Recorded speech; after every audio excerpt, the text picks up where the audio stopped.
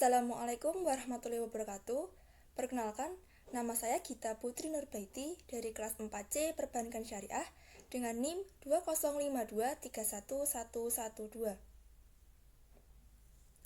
Di sini saya akan menyampaikan sebuah materi mengenai pendapatan nasional yang merupakan salah satu materi mata kuliah ekonomi makro yang diampu oleh Ibu Rizky Nurayuning Tias Putri. Nah, pada materi pendapatan nasional ini, saya akan bagi menjadi 5 poin pembahasan. Yang pertama, ada pengertian pendapatan nasional. Kedua, manfaat perhitungan pendapatan nasional. Ketiga, konsep pendapatan nasional. Keempat, 3 metode pendekatan perhitungan pendapatan nasional. Dan yang kelima, contoh soal menghitung pendapatan nasional. Kita masuk ke pembahasan yang pertama. Apa itu pendapatan nasional? Pendapatan nasional adalah hak individu yang merupakan balas jasa atas proses produksi yang dijalani. Dari keseluruhan pendapatan nasional yang ada, tidak sepenuhnya milik perseorangan, karena sebagian merupakan hak dari perusahaan seperti laba ditahan, penerimaan bukan jasa, pembayaran asuransi sosial, dan pendapatan bunga perseorangan dari pemerintah dan konsumen. Dengan kata lain bahwa pendapatan nasional merupakan jumlah seluruh pendapatan yang diterima oleh masyarakat dalam suatu negara selama 1 tahun.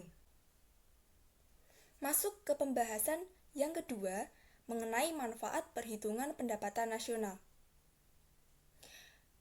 Yang pertama ada membantu menghitung jumlah pendapatan suatu negara.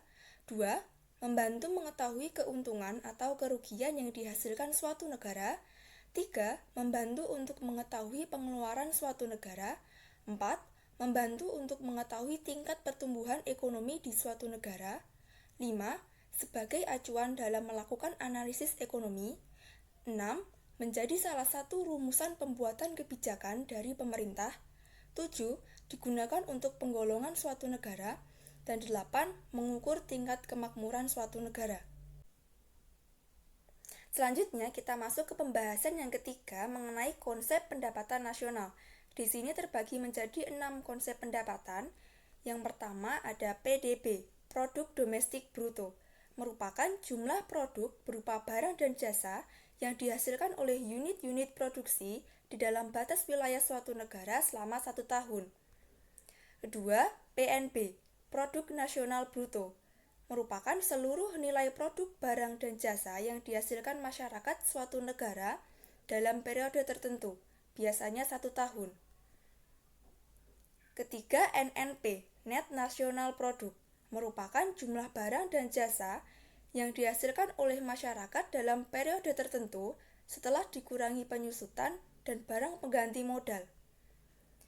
Selanjutnya, NNI, National Net Income, merupakan jumlah seluruh penerimaan yang diterima oleh masyarakat setelah dikurangi pajak tidak langsung. Kemudian yang kelima yaitu PI, Personal Income, merupakan jumlah seluruh penerimaan yang diterima masyarakat yang benar-benar sampai ke tangan masyarakat setelah dikurangi oleh laba ditahan, iuran asuransi, iuran jaminan sosial, dan ditambah transfer payment. Dan konsep yang terakhir yaitu DI, Disposable Income, merupakan pendapatan yang diterima masyarakat yang sudah siap dibelanjakan oleh penerimanya. Selanjutnya kita masuk ke pembahasan yang ketiga mengenai 3 metode pendekatan perhitungan pendapatan nasional. Yang pertama ada pendekatan produksi, kedua pendekatan pendapatan, dan yang ketiga pendekatan pengeluaran. Nah, masuk ke metode yang pertama mengenai pendekatan produksi. Penghitungan produk secara neto yaitu nilai tambah yang diciptakan dalam suatu proses produksi. Pendekatan ini dilakukan dengan cara menjumlahkan nilai tambah yang diciptakan pada setiap proses produksi. Dan rumus mengenai pendekatan produksi yaitu Y sama dengan dalam kurung Q1 dikali P1 kurung tutup ditambah dalam kurung Q2 dikali P2 kurung tutup ditambah dalam kurung Q3 dikali P3 kurung tutup ditambah dan seterusnya sampai ke ditambah dalam kurung Qn dikali Pn kurung tutup. Keterangan dari rumus tersebut, Y pendapatan nasional, P1 harga barang ke 1, Pn harga barang ke N, Q1 jenis barang ke 1, dan Qn jenis barang ke N. Metode kedua mengenai pendekatan pendapatan merupakan seluruh pendapatan yang diterima pemilik faktor produk yang disumbangkan kepada rumah tangga produsen selama 1 tahun.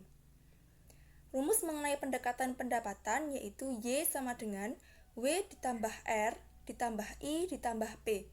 Keterangan rumus tersebut yaitu Y pendapatan nasional, R pendapatan dari upah, gaji, dan lainnya, W pendapatan bersih dari sewa, I pendapatan dari bunga, dan P pendapatan dari keuntungan perusahaan dan usaha perorangan. Masuk ke metode ketiga, yaitu pendekatan pengeluaran. Merupakan jumlah pengeluaran secara nasional untuk membeli dan jasa yang dihasilkan dalam 1 tahun dengan cara menjumlahkan pengeluaran. Nah, rumus mengenai pendekatan pengeluaran ini yaitu Y sama dengan C ditambah G ditambah I ditambah dalam kurung X dikurangi M. Nah, keterangan rumus tersebut yaitu Y pendapatan nasional, C consumption atau konsumsi rumah tangga, I investment atau investasi, G government expenditure atau pengeluaran pemerintah, X ekspor, dan M impor. Nah, masuk pada pembahasan yang terakhir yaitu contoh soal perhitungan pendapatan nasional. Di sini saya mengambil contoh perhitungan dengan metode pendekatan pendapatan. Diketahui data-data berikut dalam miliar rupiah, yaitu sewa tanah sebesar 30 miliar rupiah, bunga modal sebesar 40 miliar rupiah, upah atau gaji sebesar 250 miliar rupiah, dan laba usaha sebesar 50 miliar rupiah. Ditanya besarnya pendapatan nasional jika dihitung dengan metode pendekatan pendapatan. Mari kita bahas bersama-sama. Di sini pendekatan pendapatan menggunakan rumus Y sama dengan W ditambah R ditambah I ditambah P. Maka kita memasukkan nominal-nominalnya yaitu Y sama dengan W yaitu pendapatan bersih dari sewa. Maka sebesar 30 miliar rupiah. Ditambah R yaitu pendapatan dari upah atau gaji sebesar 250 miliar rupiah. Ditambah I yaitu pendapatan dari bunga sebesar 40 miliar rupiah. Dan ditambah P yaitu pendapatan dari keuntungan perusahaan sejumlah 50 miliar rupiah. Maka semua dijumlah menjadi 370 miliar rupiah. Jadi, besarnya pendapatan nasional jika dihitung dengan metode pendekatan pendapatan menghasilkan sejumlah 370 miliar rupiah. Baik, itulah materi pembelajaran tentang pendapatan nasional yang dapat saya sampaikan. Semoga hasil yang didapatkan dari presentasi ini bisa bermanfaat bagi kita semua. Jika ada kurang lebihnya, saya mohon maaf. Terima kasih. Wabillahi taufiq wal hidayah. Wassalamualaikum warahmatullahi wabarakatuh.